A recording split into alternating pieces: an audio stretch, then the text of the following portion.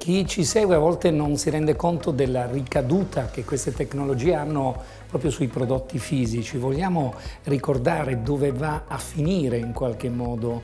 il lavoro che le vostre macchine fanno, in quali ambiti, in quali settori? Diciamo che l'importanza delle nostre macchine lo si vede quando si va a lavare un capo,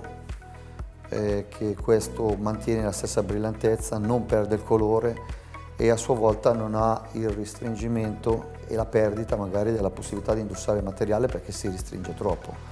Tante volte quando si va a commentare un tessuto stampato si guarda il disegno